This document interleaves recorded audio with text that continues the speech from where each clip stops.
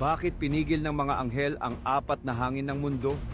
Sa pahayag 7, ipinakita ng Biblia ang isang makapangyarihang tagpo.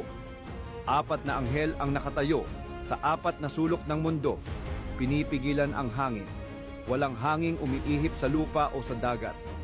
Tumigil ang lahat, parang huminto ang mundo. Pero bakit? Dahil malapit nang magsimula ang paghatol.